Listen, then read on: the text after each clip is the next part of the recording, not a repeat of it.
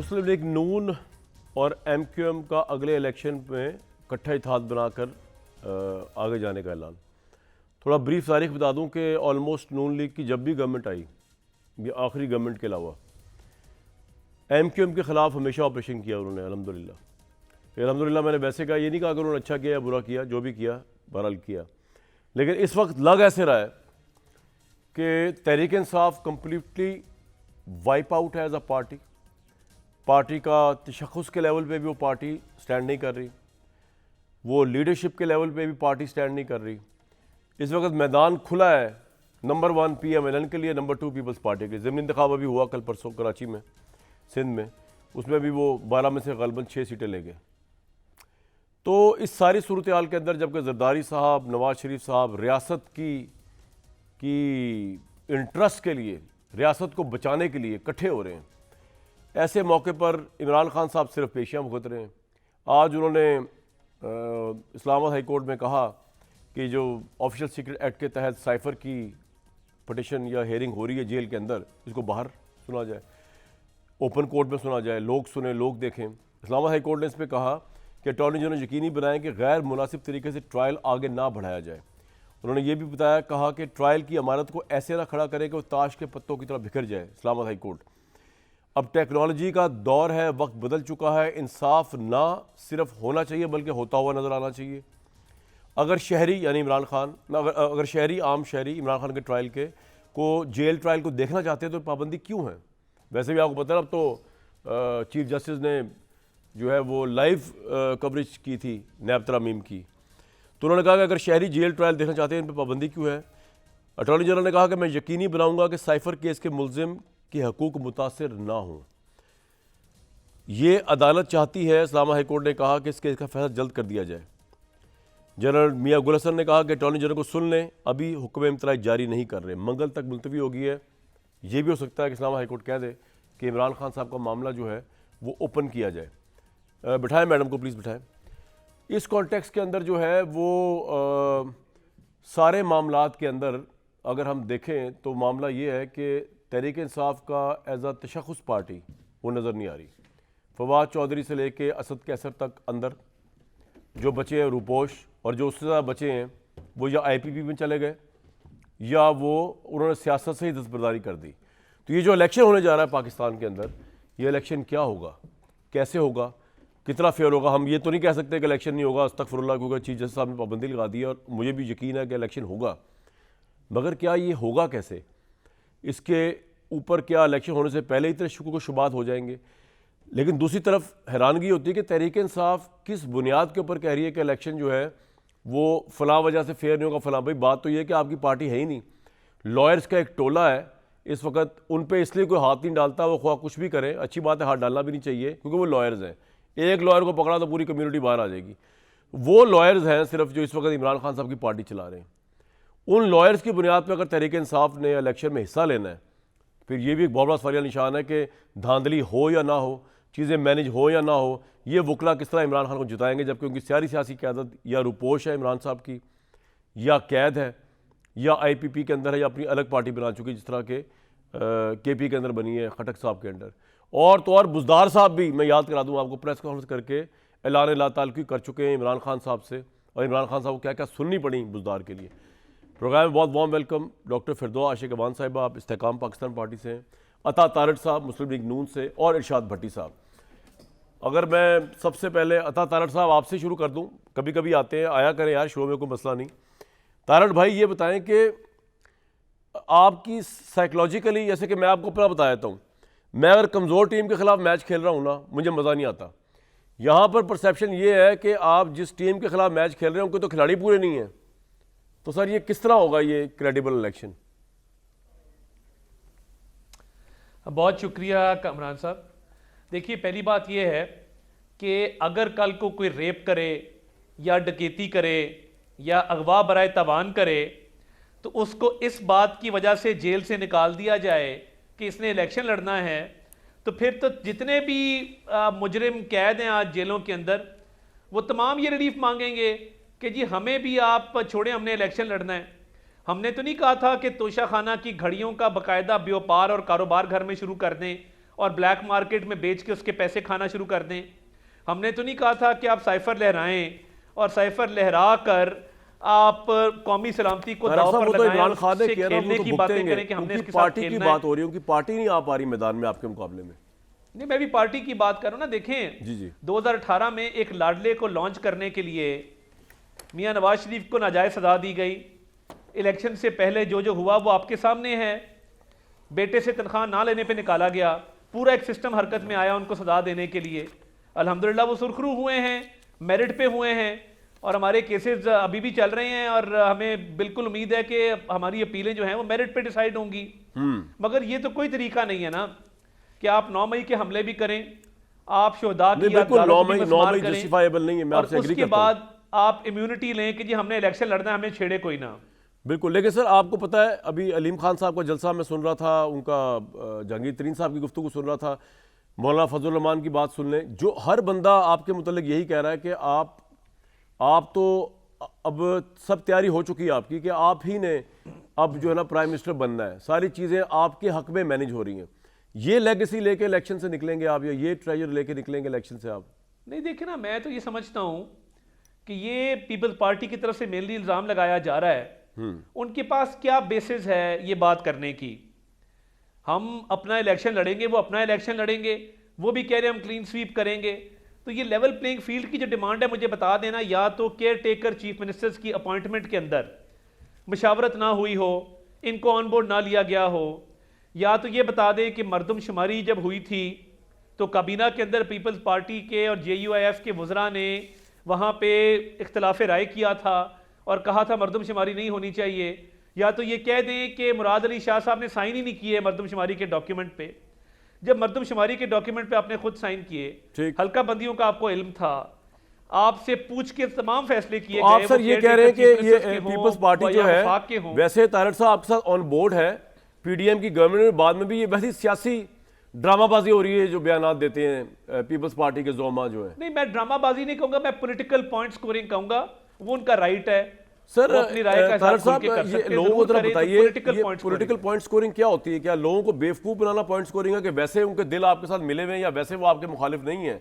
16 महीने आपकी गवर्नमेंट में हलवे भी खाए, मैं एग्री करता हूं आपकी बात से। होते हैं ना, तो वो मतलब ये अवाम को बेवकूफ बनाना, ये पाकिस्तान में होता है। पॉलिटिशियंस होते हैं, जी जी, वो जो बहुत सियाने पॉलिटिशियंस होते हैं वो ये समझते हैं कि अब PTI से तो मुकाबला है नहीं, तो मुकाबला क्योंकि नून के साथ है तो अभी से जो है वो जंग का बिगल बजा दें और अभी से एक बेसिस पैदा कर दें कि कल को। लेकिन तारड़ साहब आपके कहने का मतलब ये है कि एक्चुअली मुकाबला पीपल्स पार्टी और PMLN के दरमियान भी नहीं, अंडरस्टैंडिंग ही रहेगी, यही है मतलब?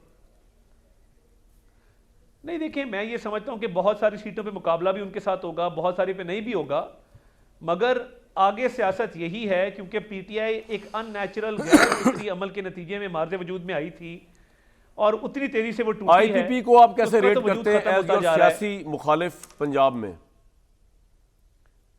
नहीं, देखिए, IPP के पास बहुत सारी सीटों पे बहुत अच्छे कैंडिडेट्स मौजूद हैं और मैं बाकायदा नाम भी ले सकता हूं और बड़े ग्राउंड लेवल के पॉलिटिकल वर्कर्स भी मौजूद हैं, तो बहुत सारी सीटों पे इनके पास भी अच्छे उम्मीदवार होंगे और अच्छे मुकाबले की तवक्को है।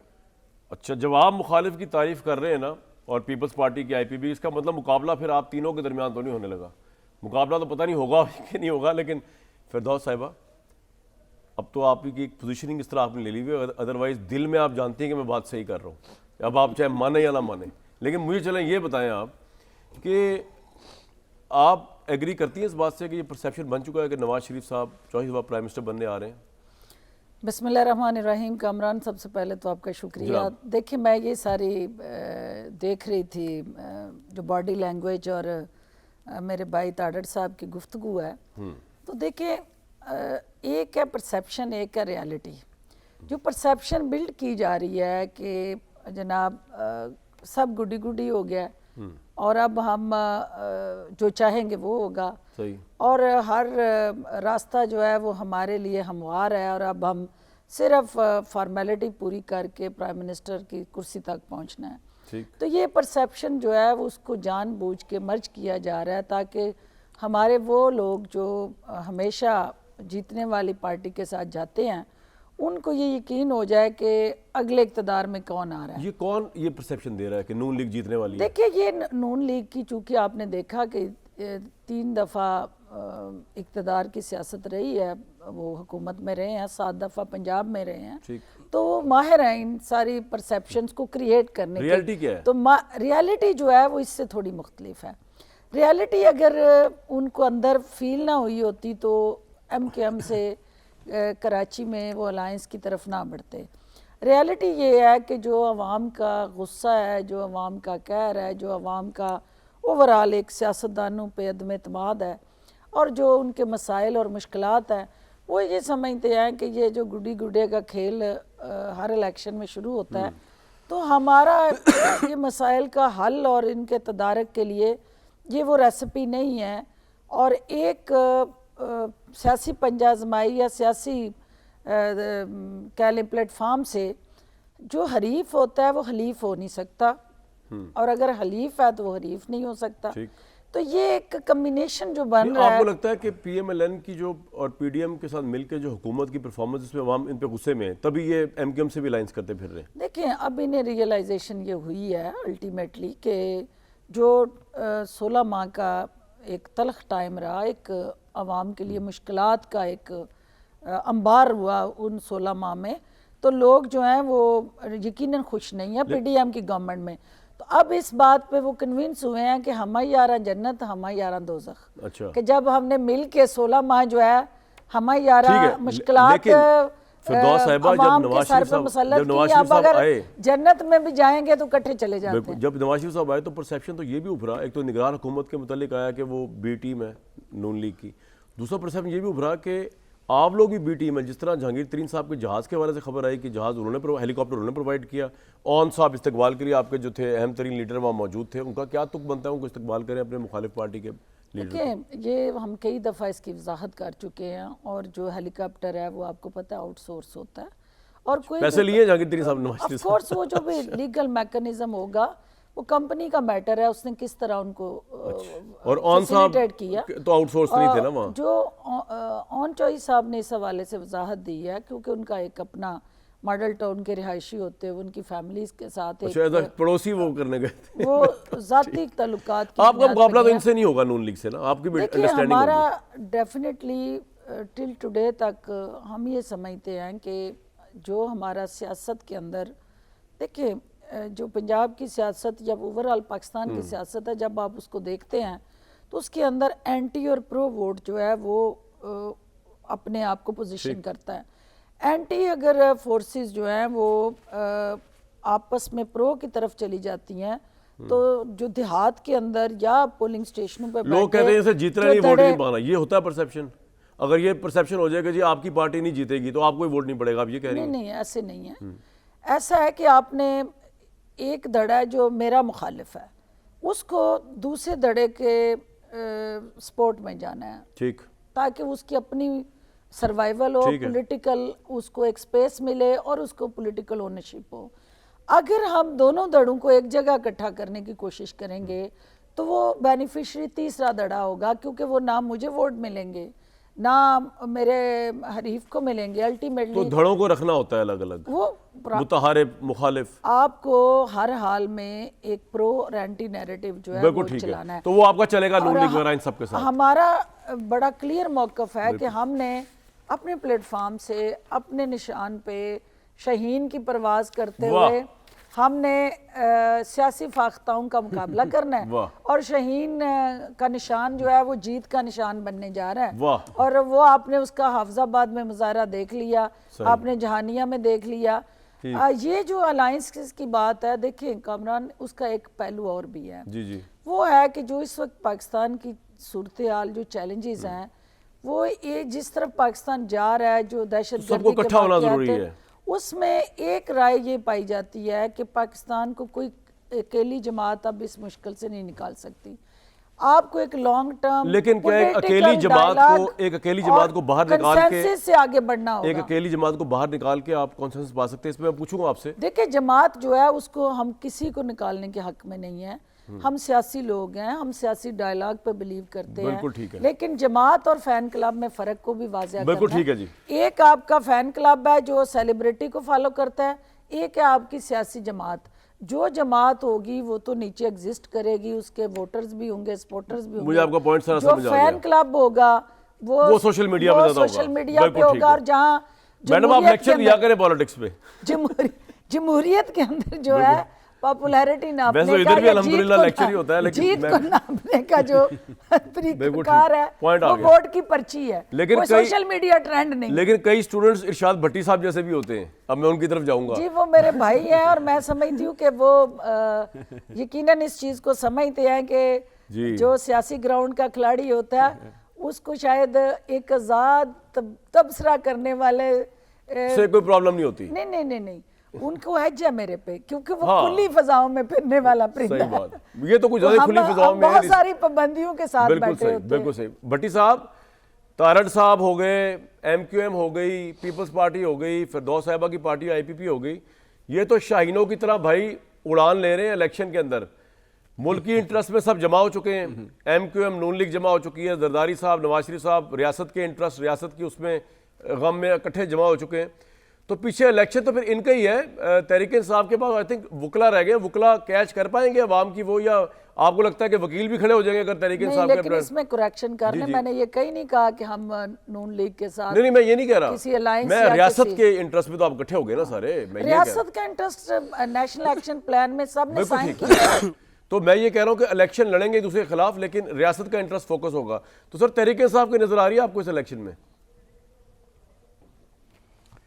तू शाहीन है बसेरा कर पहाड़ों की चट्टानों पर। जी जी।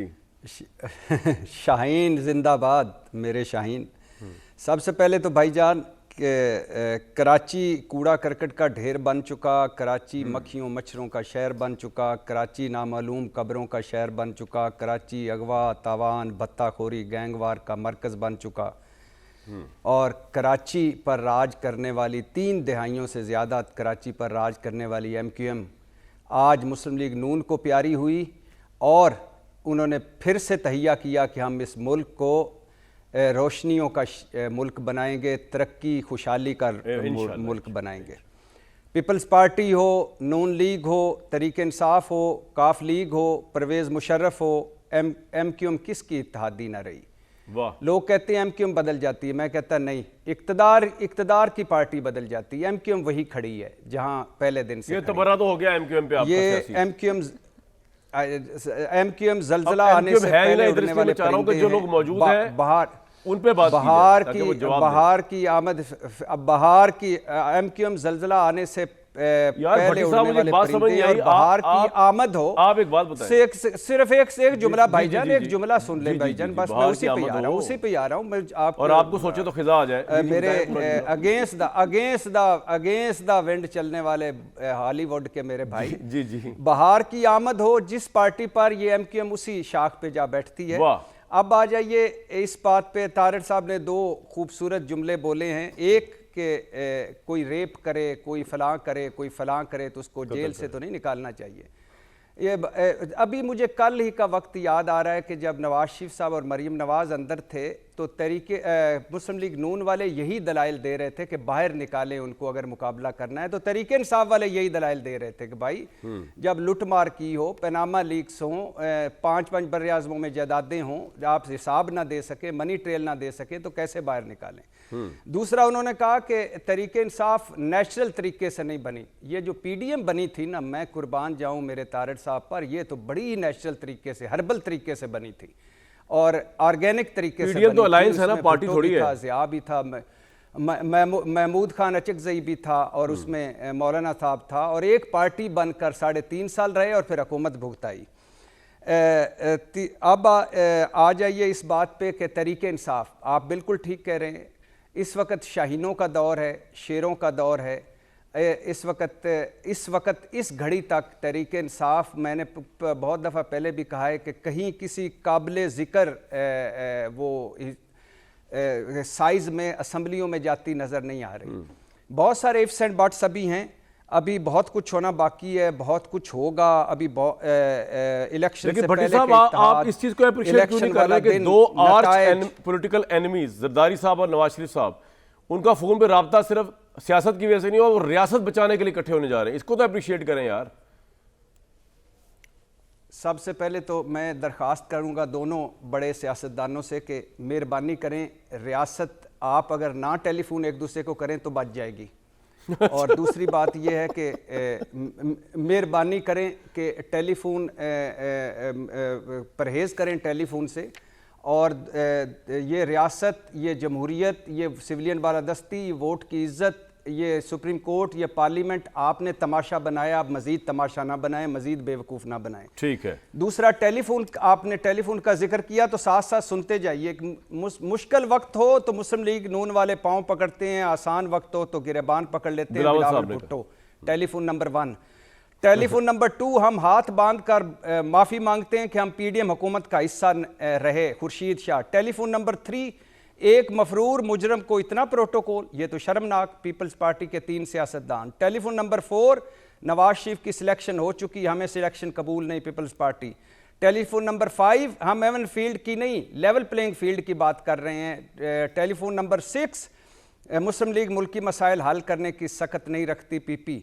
टेलीफोन नंबर 8 भी सुन लीजिए, PDM वालों से कहा था इमरान दुश्मनी में इतना आगे ना जाओ, खाई में गिर जाओ, मैं इस गुनाह बेलज्जत में शरीक नहीं हूं, महमूद खान अचकज़ई। ये टेलीफोन रोज होते हैं, रोज सुनते हैं, मेहरबानी करें टेलीफोनों से परहेज करें। ठीक है तारड़ साहब, इनकी जितनी गुफ्तगू हुई है ना भट्टी साहब की, उससे जो बात मुझे पता चली वो ये कि आपके लिए शायद अगले इलेक्शन में जो आप अलायंस भी करते फिर रहे हैं, एक तो महंगाई का तो है ही आप पे सारा वो, लेकिन जो करप्शन का परसेप्शन इमरान खान साहब ने बनाया और आपके केसेस से उभर के आया, वो भी चैलेंज है आपके लिए। इमरान खान भले चैलेंज ना हो, भले वो जेल में, भले उसकी पार्टी फारिग है, लेकिन ये तशख़्ख़ुस जो है अवाम के सामने आपको चैलेंज दरपेश होगा। और आपको लगता है बीइंग अ लॉयर कि इलेक्शन तो अब खड़े हैं 8 फरवरी को, तब तक अपीलें सुनी भी जाएंगी, हेयर आउट भी हो जाएंगी और नवाज शरीफ साहब की सजाएं जो है उनसे वो बाइज़्ज़त बरी भी होकर क्वालिफाइड भी हो जाएंगे इलेक्शन के लिए।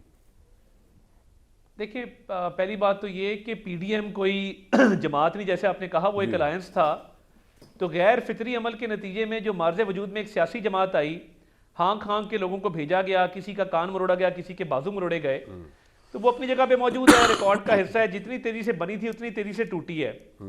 जो लीगल केसेस हैं, लकीली क्योंकि मैं इन लीगल केसेस को खुद देखता रहा हूं, तो ये डे 1 से शुरू नहीं होने। ये जो अपील्स हमने दायर की थी उनको तकरीबन 5 साल हो चुके, और बेटे से तनख्वाह ना लेने पर निकाला जाना हो, या शौकत अजीज सिद्दीकी की स्टेटमेंट हो कि जी मेहनत ज़ाया हो जाएगी, या अरशद मलिक की वीडियो हो जिस भोंडे तरीके से मियां नवाज शरीफ का ट्रायल किया गया और पॉलिटिकल विक्टिमाइजेशन की गई, परसिक्यूशन की गई प्रोसिक्यूशन की जगह, वो पूरी कौम ने देखी। और कसूर क्या था? नवाज शरीफ का कसूर ये था कि वो 2018 में महंगाई 4% पे छोड़ के गए थे, डॉलर 115 पे छोड़ के गए थे, पेट्रोल 100 रुपए पे छोड़ के गए थे, बिजली 12 रुपए यूनिट पे छोड़ के गए थे। ये कसूर था नवाज शरीफ का?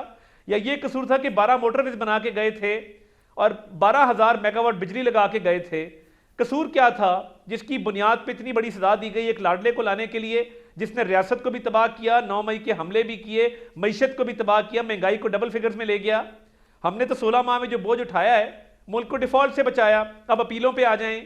मरियम नवाज शरीफ साहिबा जब बरी होती हैं एवनफील्ड के केस के अंदर, तो कहा जाता है कि जी इन पे मावनत और एयानत का इल्ज़ाम है, चेक किया जाए कि इन्होंने किसकी मावनत और एयानत की थी, अपने वालिद की। क्या वो जुर्म भी सरजद हुआ जिसमें मावनत और एयानत का इल्ज़ाम है? जवाब आया नहीं, और पूरे तरीके से सारे एविडेंसेस देखे गए, वो केस साबित नहीं होता था। हमारे पास बड़ा स्ट्रॉन्ग प्रेसिडेंट अल-अज़ीज़िया में तो अल-अज़ीज़िया केस भी स्टैंड करता है सर, और एवनफील्ड का भी अभी इस्लामाबाद में मैं वही कह नवाज शरीफ साहब का मेरिट पे फैसला होना है। बाकी अभी कामरान भाई एक जी, सवाल अल-अज़ीज़िया का जो केस है, तारड़ साहब अगर आप इजाजत दें, आपसे सवाल पूछना चाह रहे हैं। भट्टी साहब ने वैसे भी अब नून लीग को वोट देना अगले इलेक्शन में। अच्छा, तो ये सवाल एक नहीं दो करने। चले भट्टी साहब क्विकली पूछें। मुझे लगता है इनकी इंक्लिनेशन लोकल बेसिस पे ना, हाफिजाबाद बेसिस पे बात कर रहा हूँ। जी भट्टी साहब। हाँ, उस पे तो तारड़ साहब का बनता है, और अगर नेशनली देखें तो फिरदौस साहिबा का बनता है। दोनों को वोट देने को दिल करता है। वाह। अच्छा अच्छा अच्छा वोट अच्छा, में एक डालने की भाईजान, डेट गुजर गई है, वरना मेरे हल्के में आपका वोट होता और मेरे आप पोलिंग एजेंट होते इंशाल्लाह। ठीक जी। अच्छा भाईजान, मेरा सवाल ये है कि सिर्फ मैं एक सवाल पूछना चाहता हूँ, वो ये है कि अगर इमरान खान साहब सऊदी अरब से यूएई तैयारे में होते और उनके बाबर अवान इस्लामाबाद हाई कोर्ट में होते और वो पावर ऑफ अटार्नी जमा करवाते और तोशाखाना में एक पेशी पे ना जाते और दोनों अदालतों से रिलीफ मिल जाता, तो तारड़ साहब क्या कहते? और दूसरा, तारड़ साहब का जो 16 सफ़ाती इस्लामाबाद हाई कोर्ट का फैसला है, उसमें पैरा 31 की तरफ तवज्जो दिलाना चाहूँगा, जिसमें उन्होंने कहा है कि अता तारड़ की जो पावर ऑफ अटार्नी है वो मेंटेनेबल नहीं है और सुप्रीम कोर्ट्स की जजमेंट्स के अगेंस्ट है, के मुताबिक भी नहीं है। इसके बावजूद जो रिलीफ मिला है, तो ये पाकिस्तान का अनोखा लाडला कौन हुआ सबसे? ठीक जी जी तारड़ साहब। सबसे ज्यादा इमरान खान हुआ कि जिसको लाने के लिए पूरा मुल्क तबाह किया गया, किसी को लाने के लिए मुल्क तबाह नहीं किया गया था, लोगों को मंशियात डाल के जेलों में नहीं डाला गया था, लोगों की बहन बेटियों बीवियों को अदालतों में नहीं घसीटा गया था, और एसी उतार दूंगा, खाना बंद कर दूंगा। सर ये कहानियां कामरान भाई सुन चुके हैं, एग्रीड, मैं इनके साथ हूं। ये नहीं कहानी नहीं है, लेकिन आपको ये कहानी लगती है ना, आप पे गुजरी नहीं है, हमने तो देखा है 4 साल का, मैं एग्रीड हूं आपके साथ, हमारे पे जिस तरह गुजरा है वो ठीक हो, ये कहानी नहीं है, आपको फसाना लगती है। तारड़ साहब को सुन ले यार, भट्टी साहब एक मिनट, के मैदान में कहानी है तो कहानी सही, चलो यार सुनाई जाए। इस तरह से ये कहानी है नहीं, ये कहानी लगती होगी, ये है नहीं, क्योंकि जिस शख्स को लाने के लिए ये सारा काम किया गया था, मियां नवाज शरीफ पे तो केस बनता ही नहीं था, बेटे से तनख्वाह ना लेने पे नाहली नहीं बनती थी, और ना ही ये पनामा वाली जीआईटी ने जो भोंडी फाइंडिंग्स दे के डे टू डे ट्रायल चला के मुल्क की तारीख में वाहिद केस है, ये मेरा दावा है। इमरान खान का भी कोई केस डे टू डे नहीं चला, रोजाना की बुनियादों पे, उसको भी हफ्ते हफ्ते की तारीख मिलती रही है, और मरियम नवाज शरीफ साहिबा पब्लिक ऑफिस होल्डर नहीं थी। तो ये असल में हुआ है, इतनी बदतरीन मिसाल है पॉलिटिकल विक्टिमाइजेशन की। तो तारड़ साहब इन शॉर्ट 8 फरवरी से पहले नवाज शरीफ साहब अहल हो जाएंगे कानूनी तौर पे सुप्रीम कोर्ट से? आपको शायद ये कहानी इसलिए लग रही है, मेरा सवाल, मेरा रोल था बतौर स्पेशल, वो जो इन्होंने कहा आपकी मेंटेनेबिलिटी में बात की है तारड़ साहब की, ये सवाल और जवाब के अंदर उलझने की बजाय मैं मैडम एक सेकंड में आ रहा हूं आपके पास, मेंटेनेबिलिटी का जवाब देते हैं सर। जब गैर मौजूदगी में बेल अप्लाई की जाती है, प्रोटेक्टिव बेल, तो वो स्पेशल अटॉर्नी के थ्रू की जाती है, ठीक है, और वो जब बेल मिल गई फाइनल ऑर्डर पे, क्योंकि वो खुद आ गए, तो वो नॉन मेंटेनेबल इसलिए हुई क्योंकि पिटिशनर खुद आ गया हुआ था, और ये केस इस तरह नहीं है। आपका पॉइंट आ गया जी, खाना का केस आपका पॉइंट आ गया तारड़ साहब। ये अपीलें, ये नहीं अल अजीजिया वाला सुन लेना, अल अजीजिया का केस तकरीबन आधा सुना जा चुका था। सर आप जीते हुए हैं, आप छोड़ दें, आप चल रही थी, जीते हुए हैं, जिस तरह मैं भी मुहर सब की बातों मैडम से देखें, अपील सिर्फ कंप्लीट होनी है। अब पॉइंट आ गया मैडम, पहले एक मुख्तसर सवाल है, फिर डिटेल से एक सवाल है, इकट्ठी पूछूंगा, लेकिन जवाब पहले का मुख्तसर दे दें बेशक। आपको लगता है कि नवाज शरीफ साहब 8 फरवरी से पहले टोटली अहल होकर आ जाएंगे इलेक्शन में? पहली बात तो ये है कि जो बार बार एक टर्म चहेता, लाडला, आंखों का तारा, ये वो सारी टर्म्स अल्टीमेटली उन जमातों ने शुरू की, चलाई, जिन्होंने अवाम को दिन में तारे दिखाए। अब जब दिन में तारे अवाम ने देख लिए, तो आप उनको क्या इस पाकिस्तान के अवाम को बेवकूफ़ समझते हैं? क्या आप उनको गुमराह करने में कामयाब हो जाएंगे? क्या आप ये इस बात पे कन्विंस्ड हैं कि जो अवाम के सामने हकायक और जो डाटा बैंक है उसको आप इकोनॉमिक महाज पे देखें, पॉलिटिकल उस पे देखें? कौन गुमराह कर रहा है अवाम को इस वक्त? देखिए ये एक मैडम खुल के बोले, आप खुल के बोलती अच्छी लगती है मुझे। कामरान, मैं ये समझती हूँ कि जो तारड़ साहब ने मजलूमियत की दास्तान बयान की, अब आइए ना आप, तारड़ साहब का मजलूमियत का एजेंडा जो है और बयानिया जो है, तारड़ साहब अब आप बार बार उसको बयान ना करें, वो ऑलरेडी सर्टिफाइड हो गया कि आप मजलूम है, और ये सर्टिफिकेशन लेके आप पाकिस्तान आए हैं, इसलिए आपको टीवी चैनल्स पे बैठ के ये मजलूमियत की दास्तान कन्विंस करने के लिए नहीं करनी चाहिए। डेविल जो है ना वो उनको मजबूर करते हैं। आगे आपको उस मजलूमियत के बाद उस मजलूम अवाम के साथ आप क्या करने जा रहे हैं उस पे आया करें। अब आप उस मजलूम अवाम के लिए जो कोई गिदड़ सिंगी, अलादीन का चिराग रगड़ के पाकिस्तान को अच्छा मेरा सवाल ना 8 फरवरी यक बदलने की आपकी कोई सियासी तरकीब, कोई तरतीब, कोई हिकमत अमली आपकी सियासी वो कौम को सुनाए कि हम जनाब अब मैदान में आ रहे हैं, हम ये करेंगे। अच्छा मैडम बताएं ना आपकी क्योंकि सियासी ये वुसअत क्या? मजलूमियत का दर्स जो है अब कौम के कान सीनों पक में गए हैं। प्रविष्ट हो चुका हाँ, है बिल्कुल ठीक। और वो तीर की तरह प्रविष्ट होता बिल्कुल है ठीक जब है। ये सुनाते हैं। ये रोज करबला तो बरपा कर देते ये हैं रोज जी। करबला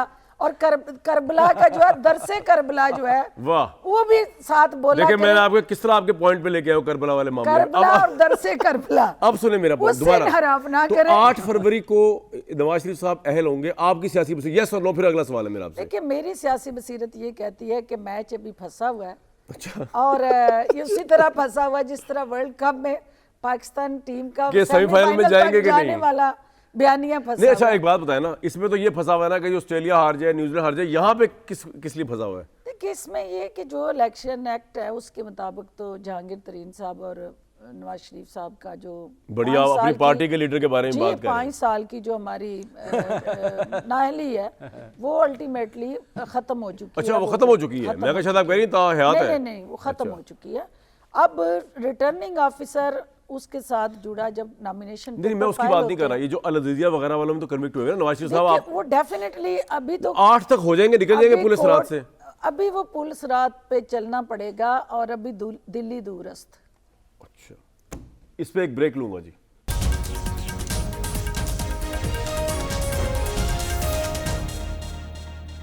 तारड़ साहब ये जो साइफर केस चल रहा है जिसके अंदर आप बीइंग अ लॉयर मुझे बताइएगा ज़रा कि जो इमरान खान साहब ये फरमा रहे हैं कि जी ये साइफर का जो केस है आप भले चलाएं लेकिन इसको ओपन ट्रायल कोर्ट होना चाहिए, इसमें कोई प्रॉब्लम तो नहीं कानूनी तौर पे? और आपको कोई मसला तो नहीं अगर हो जाए अगर देखिए इमरान खान नजर आए? अगर तोशा खाना का केस ओपनली चलता बहुत अच्छी बात थी, पूरी कौम देखती, बल्कि देखा पूरी कौम ने। बाकी जो करप्शन के केसेस हैं इन पे वो खुलेआम चलते, मगर ये ऑफिशियल सीक्रेट्स एक्ट का केस है और ये इसी बात का केस है कि आपने कुछ इंफॉर्मेशन डिस्टॉर्ट करके उन लोगों तक पहुंचाई जिन तक वो पहुंचाई नहीं जा सकती थी। अगर इसका बिल्कुल ओपन ट्रायल हुआ और हर बंदे को रसाई हुई इंफॉर्मेशन तक, तो जिस जुर्म के लिए ये ट्रायल हो रहा है वो दोबारा सरजद हो रहा होगा।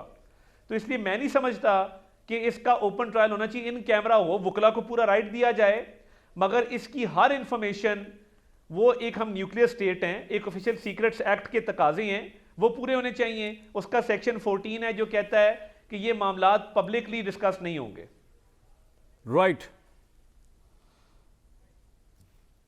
आवाज तारड़ साहब की। अच्छा तारड़ साहब इस कॉन्टेक्स्ट में यानी कि आप समझते हैं कि इमरान खान की कोई अपीयरेंस हो जाती है मीडिया कवर करता है, इससे आपको सियासी धचका लगेगा? आपका है एजेंडा ये कोई कि इमरान खान नजर ना आए मुझे इलेक्शन नहीं से लगता, मुझे नहीं लगता। मेरा ख्याल है जरूर कवरेज दें, जरूर कवरेज दें, मीडिया जरूर उसको कवर करे, मगर उस केस के जो एस्पेक्ट्स हैं जो ऑफिशियल सीक्रेट्स एक्ट के जुमरे में आते हैं और सेक्शन 14 के जुमरे में आते हैं, उसको पब्लिक आई से बाहर रखा जाए। वरना फिर वही बात है ना कि जुर्म दोबारा सरजद हो रहा होगा। राइट ये सोचना चाहिए था वो साइफर लहराने से पहले और ये कहने से पहले कि हमने इसके साथ खेलना है, कि आप एक न्यूक्लियर स्टेट के सीक्रेट्स के साथ खेल रहे हैं अपने सियासी मफाद की खातिर। बिल्कुल ठीक। भट्टी साहब तहरीके साहब वाले बड़े परेशान हैं कि इमरान खान साहब की ग्लिम्स नजर नहीं आ रही उनको। आपको लगता है जो साइफर की आज समाअत हुई है इसके अंदर शायद कोई इस तरह की सहूलत नजर आ जाए कि वो ट्रायल के लिए बाहर आए, ओपन ट्रायल हो, तहरीके साहब वालों को दिलों को सुकून मिले कि वो अपने लीडर को देख पाए इलेक्शन से पहले और मोटिवेट हो जाए? या आपको लगता है कि नून लीग नहीं चाहेगी कभी भी दिल से कि ऐसा हो? फ़ाइज़ ईसा काजी साहब ने वो मेरा ख्याल है नैब तरमीम केस में कहा था कि अगर वो आना चाहते हैं सुप्रीम कोर्ट तो आ जाएं, और इमरान खान साहब ने जेल से आज पैगाम भिजवाया है कि मैं पेश होना चाहता हूं। वैसे ये भी बड़ा अजीब होगा कि फ़ाइज़ ईसा काजी साहब चीफ जस्टिस होंगे और इमरान खान साहब, मैं तो बहुत पहले प्रेडिक्ट कर चुका था, लेकिन ये बड़ा इंसाफ के लिए खड़े होंगे। माय लॉर्ड इंसाफ दे। और मैं भाईजान आपकी तो कोई जो मैं प्रेडिक्शंस अगर यहाँ सुनाना शुरू कर दूं तो लाइव नशियात हो जाए। जी आप कंटिन्यू करें सर सही। तो वो हो सकता है इस केस में, मुझे लग रहा है कि वो पेश हो जाएंगे और बिल्कुल पेश होना चाहिए। अगर वो चीफ जस्टिस साहब बुलाते हैं कोई हर्ज नहीं। और मेरा ख्याल है कि है बड़ा साइफर सेंसिटिव केस है, इसमें बड़ी चीज़ें हैं और संगीन केस है और इमरान खान के वकला को बड़ा कानूनी। लेकिन भट्टी साहब आप मुझसे एग्री करेंगे कि इलेक्शन की सूरत में पीटीआई के टिकट होल्डर ये वकला ही होंगे जो इस वक्त उनकी कोर कमेटी भी बने हुए, उनकी पार्टी भी बने हुए, उनकी बी कमेटी भी बने हुए, उनकी सी कमेटी भी बने हुए, और तो कोई नजर नहीं आ रहा दूर दूर तक। देखिए, इमरान खान साहब का वोट बैंक है, तरीके इंसाफ का है 5 करोड़ जो 18 साल से 35 साल के दौरान है वो किसको वोट देंगे। इमरान खान का बल्ला इलेक्शन में जाएगा, पूरे हलकों में वो उम्मीदवार खड़ा कर पाएंगे, उनको पूरी आज़ादी होगी सियासी सरगर्मियों की। ये बड़े इफ्स एंड बट्स हैं, लेकिन ये इसमें कोई शक नहीं कि इस मरतबा जो सारी जो तरीके इंसाफ के मेन लोग थे वो या परवेज़ खटक ग्रुप में हैं, या जहांगीर तरीन ग्रुप में हैं, या रुपोश हैं, या जेलों में हैं, तो वकला ज़्यादा होंगे और गैर मारूफ लोग ज़्यादा होंगे। लेकिन अगर गैर मारूफ लोग भी ज़्यादा हो सारे हलकों से खड़े हो गए तो मुकाबला सख्त होगा। और दूसरी बात यह है कि फिरदौस आशिक अवान साहबा से माजरत के साथ 1 2 3 हैं, इमरान खान ऐसे लीडर हैं जो अपना नहीं आइंदा नस्लों की तरक्की और खुशहाली का सोचते हैं। इमरान खान पाकिस्तान नहीं उम्मत मुसलमा के लीडर हैं। इमरान खान हमें इस गले सड़े निज़ाम से निजात दिलाएंगे। इमरान खान के दौरा अमेरिका से हाउस ऑफ आप दोबारा बोल दो, उसको ये खुश होते थे जब आप बोलते थे। बिल्कुल आपको ठंड डालने के लिए बोलती थी कि मेरे भाई को अच्छे लगेंगे लफ्ज़ ना। आज दोबारा बोल देना, गिरफ्तारी थोड़ा मैं बचा लूंगा, टेंशन न लो। तो मेरे प्यारे भाई को फिरदौस साहबा बोलती हैं और ये बहुत नाराज होते हैं मेरे भाई। और अच्छा फिरदौस साहब एक बात बताएं, नहीं कोई नाराजगी होती है, आग के अंगारे उबल रहे होते हैं। एक बात बताएं, आपने इस्टेब्लिशमेंट को भी बड़ा करीब से देखा होगा, आप एक पॉलिटिशियन है, आपने इमरान खान साहब को भी करीब से देखा, आपको लगता है कि मैडम कोई सूरत हाल ऐसी बन सकती है कि कहीं से फ्लेक्सिबिलिटी ऑफर हो जाए, इस्टेब्लिशमेंट की तरफ से इमरान साहब को हो जाए या इमरान साहब की तरफ से इस्टेब्लिशमेंट पे आमादगी हो जाए, और कोई इस तरह का हो जाए पैक्ट कि जी मुल्क की इंटरेस्ट में जो है वो कम अज़ कम इलेक्शन से पहले या इलेक्शन के फ़ौरन बाद बाहर आ जाए, जितना आप इमरान खान साहब को समझिए, जितना आप इस्टेब्लिशमेंट को जानती हैं, मुल्क की सियासत समझती हैं? देखिए, एक है आपका नेशनल इंटरेस्ट, नेशनल काज, और एक है पॉलिटिकल इंटरेस्ट, पॉलिटिकल काज। ठीक, जब आपका नेशनल इंटरेस्ट और नेशनल काज जब डैमेज और हर्ट हो जाए, और उस पर 9 मई को जिस तरह से बाहर हुए हैं टारगेट करके, जिस तरह से उसको मलियामेट किया गया, उस पूरे फौज के लिए पॉसिबल नहीं होगा एग्रीमेंट। कुछ रेड लाइंस और बैरियर्स थे जो पीटीआई क्रॉस कर चुकी है, और अगर वो ना किए होते तो गुंजाइश थी।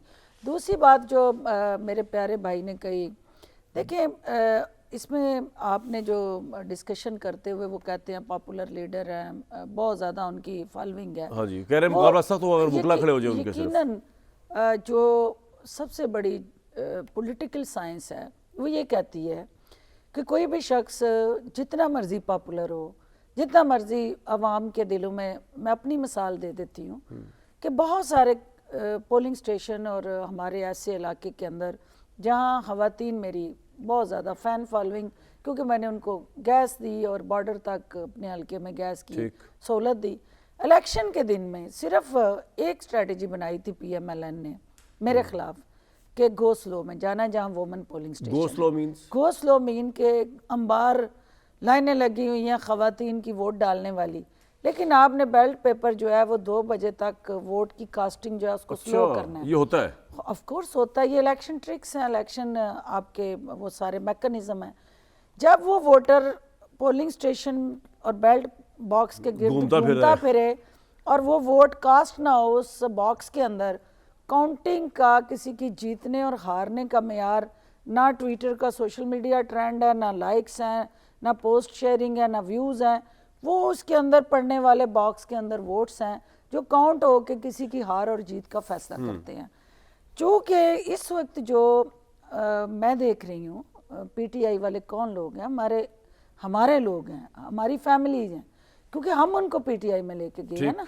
अब वो लोग जो है, एक तरफ PMLN होगी, एक तरफ पीपल्स पार्टी होगी, दूसरी तरफ हम लोग होंगे, तो क्या वो उनको वोट देंगे? सवाल ही पैदा नहीं होता।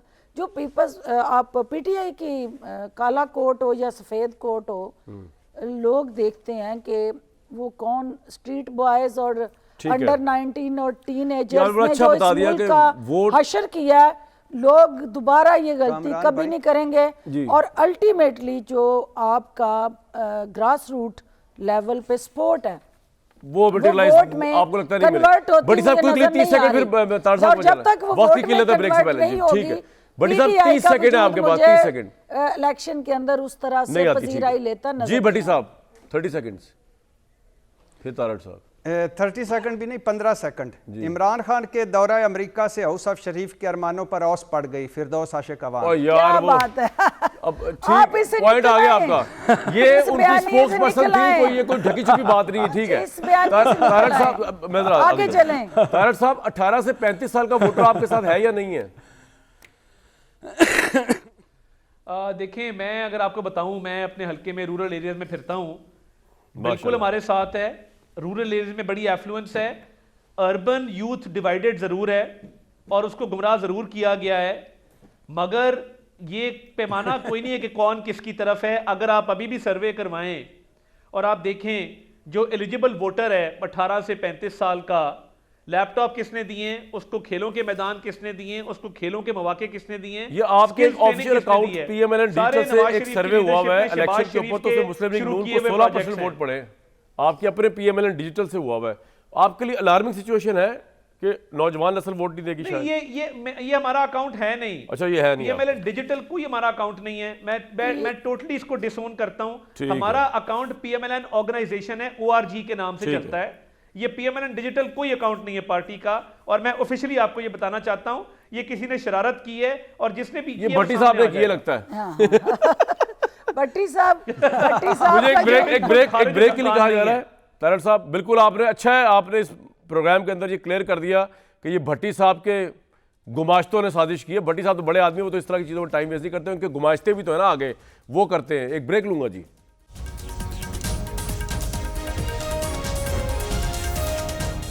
पाकिस्तान में इलेक्शन का माहौल बन रहा है, लेकिन इलेक्शन की क्रेडिबिलिटी के ऊपर सवालात उठेंगे। हम उम्मीद करते हैं कि जब इलेक्शन हो जाए तब ना उठे, तब सब मान लें उसको। कल तक दीजिए इजाज़त।